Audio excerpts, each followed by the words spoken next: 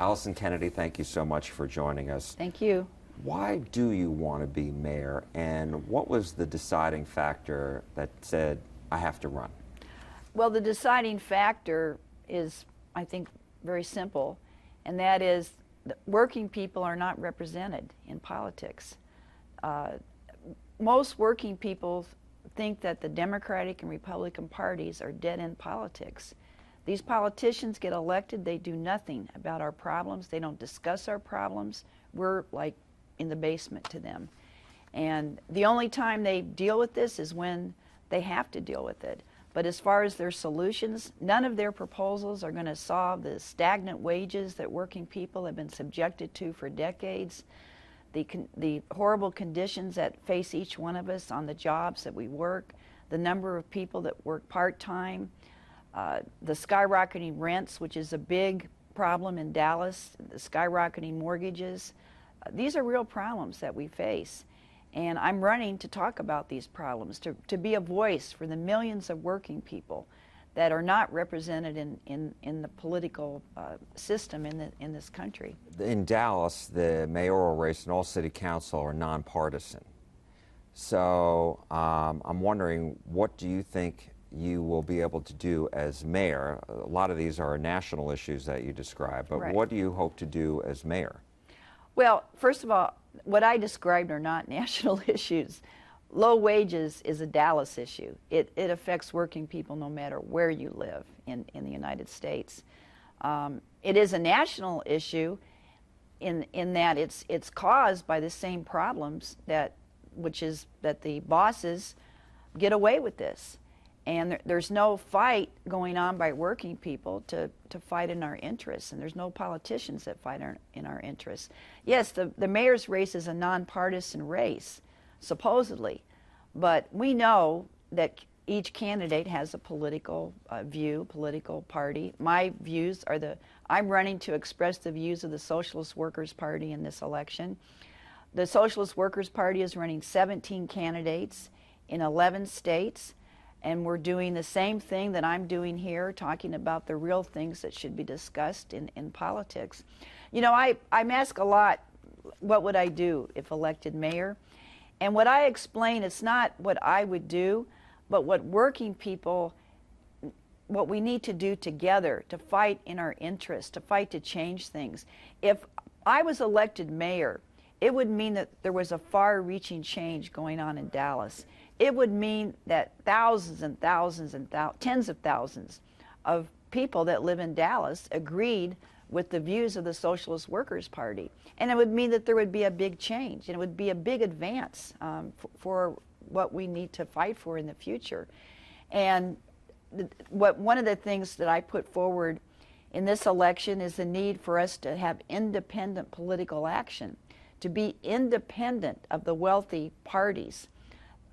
Totally independent, and begin to realize that the way we're going to make change is not through elections, it's through building movements of working people to fight for our rights. One of the most recent examples of this is what happened during the civil rights struggles, when there was a massive social movement led by black workers, with the support of many other workers in the United States. Many Caucasian workers supported this struggle. And it led to historic changes in the United States. And this was done by working people standing up and fighting for something they believed in. And I believe we're going to see these kinds of things again in the United States, because working people are getting fed up with what's happening here. So let me ask you, why should voters trust you over the 8 other people on the ballot? Well, voters who work should trust me because I'm a worker. I'm a cashier at Walmart. I'm somebody that knows what working people face. The other reason workers should trust me is I've been involved in working class struggles for many, many years.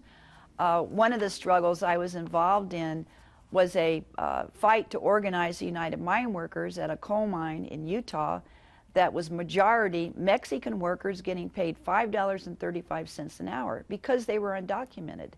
And they got fed up with the conditions. I worked in this mine We went to the coal miners union, got tremendous support.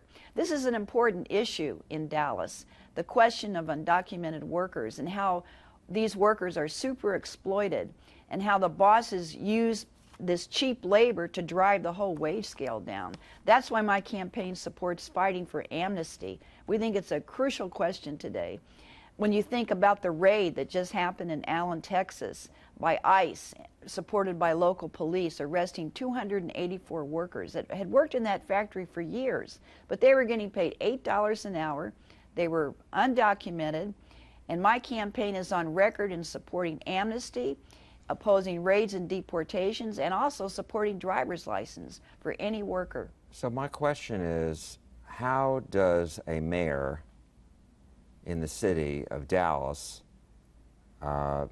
change that when, you know, a lot of people say that's the federal government's job? And so I'm wondering, what are the issues that you find in the city of Dallas, the top issues that you want to tackle? Well, I think the question of amnesty and the fight for immigrant rights is related to one big issue in Dallas, and that is the fact that very few workers have a union in this city. You know, if the voters elected me as mayor of Dallas, it would be because they support my view, the Socialist Workers Party's view, that we need to rebuild the labor movement. We need to fight for strong unions. This is a big issue in Dallas, as well as every other metropolitan rural area in this country, but that's something that faces working people in this city. So if you are elected, what is the very first thing you want to accomplish? The first thing I want to accomplish is, as I said earlier, fighting for amnesty and the rights of undocumented workers, and using, you know, it's a key question because without it, it's very difficult to organize unions, because the bosses use the status of workers to plant fear and to threaten deportations if you stand up for your rights. And it's a crucial question to rebuild the labor movement in this country. That would be number one. Second would be fighting for the workers' rights who are behind bars. In Dallas, in the city jails, we have a problem with exorbitant bail being set. And workers sit in jail for years because they can't afford bail. And they're not brought to trial because of the backlog in this so-called justice system. Another big issue is fighting to make sure that Amber Geyer is convicted of murdering Botham Jean, which I have a button for. Her trial comes up in August. But how is that a responsibility of the mayor? Oh, I think it's a big responsibility of the mayor. Police brutality is an issue that affects working people in Dallas. The mayor has a lot of say-so in this. Well, it's going to be up to the court system, though, isn't it? No, it's not just up to the court system. A big way that police brutality has been pushed back in the United States is when the family members stand up, demand that something be done about it, and protests are organized by the community. We saw that in the case of Botham Jean. I think it was these protests and the courageousness of Botham Jean's family, who came here from the Caribbean, who stood up to this, demanded justice for their son. It put it before the city of Dallas, and it led to, you know, a murder charge against the police officer that shot and killed Botham Jean. But it's going to take those kinds of protests again to make sure that that the cop that shot and killed Botham Jean, you know, is jailed for this action. This is something that definitely concerns the mayor. You know, I lived in Chicago for many years before I moved to Dallas. You know, police brutality is a big issue. You know, you had a mayor in Chicago that covered up a videotape that was made of the killing of Laquan McDonald, who was shot in the back 16 times. So the mayor's office has a lot to do with police brutality if it takes place in the city in which you live. And a lot can be done from the mayor's office to fight this police brutality. A lot of what I've heard from people is the need for more police officers in the city. Have you heard that? Do Yes. you agree with that? No, I don't agree with that. That's something that comes up in about every candidates forum that I've attended. And I'm the only candidate that has the courage to get up and explain We do not need more police officers in the city of Dallas, especially along the lines that we have today. You know, police are trained to think that working people need to be put in their place. That's how they're trained to think. That's why we have police killings. That's why we have police brutality. It's how the police are trained in the police academies. They're trained to think of working people in a certain way, and that working people are the big problem in society, and their job is to mete out punishment when necessary. And they've been reined in by protests against police brutality. That's a big thing that's happened in this country. And it's the fight against police brutality is supported by working people of all nationalities, and it impacts working people of all nationalities. So, you know, these are big questions. Two other quick questions I wanted to ask. One is, we've heard a lot about property tax reform. If you become mayor, do you tell residents, businesses, that under your administration you're going to try to hold the line on property taxes so people don't continue to see their bills skyrocket? Right. Yeah, rising property tax is a huge issue in this city. I've done a lot of door-to-door campaigning throughout the city, and you know, with the gentrification that's going on here, it's raising property taxes. A lot of this is done to drive people out, to force them to sell their homes so it can be gentrified by some real estate broker and sold for 3 or 4 times its original price. But you know, I'm opposed to property tax, period. I'm opposed to taxes against working people. You know, we get taxed in all kinds of ways: property tax, driver's license fees, birth certificate fees, sales tax, all kinds of ways.